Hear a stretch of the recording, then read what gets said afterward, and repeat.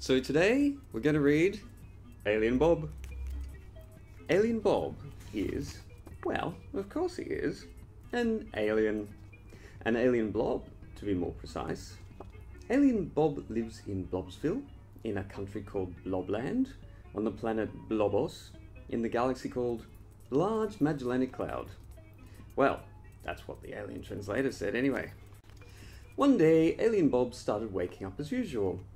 For Alien Bob, it is a bit harder to wake up in the morning than you and I. You know how hard it is sometimes to open your eyes in the morning? Well, for Bob the Blob, it is a lot harder. Alien Bob just doesn't have to open his eyes. Oh no. He has to make them.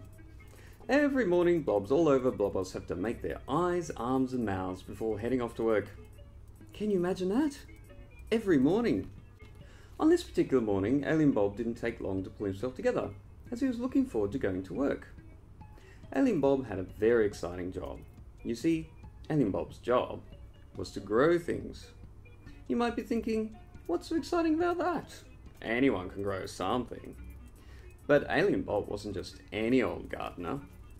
Oh no. Alien Bob grew houses.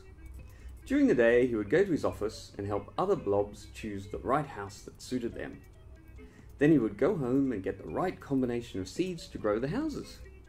The next day, he would plant the seeds, and within 2 weeks, he would have the perfect house. So today, Alien Bob was in a very good mood. Before going to work, he decided to go for a stroll. Well, actually, blobs don't really have legs unless they make them, so Alien Bob went for a roll. In any case, Alien Bob went into town. It was a fantastic day. The flying blobs were burbling, the suns were shining hotter than ever, and Alien Bob felt very happy. As he rolled around the corner, Alien Bob suddenly heard something that shocked him. And Alien Bob was rarely shocked. He heard it again. Something he'd never heard before in Blobsville ever. An argument. There was an argument happening in Blobsville.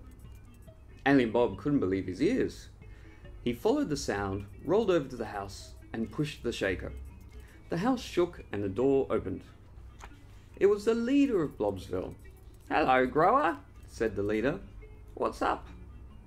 "I'm sorry to interrupt you, but I heard an argument and I was wondering if there was anything I could do to help," asked Alien Bob. The leader smiled and ushered Alien Bob inside. Inside, he found that the leaders of the nearby villages had gathered for their monthly meeting at the leader of Blobsville's house. Alien Bob quickly saw that everyone was unhappy. They were all too big to fit in the room.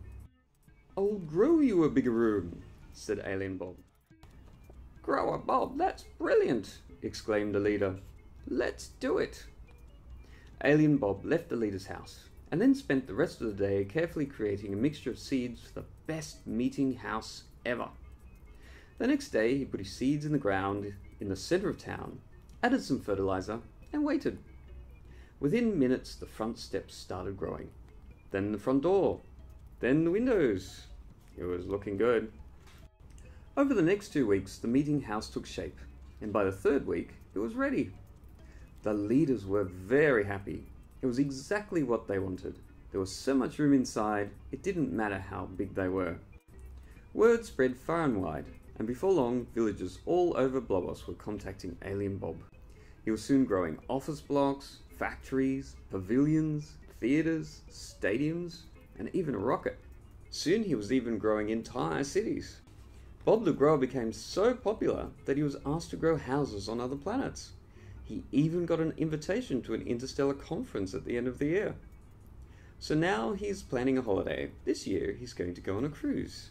It's going to take a while to plan though. He has to grow the boat first.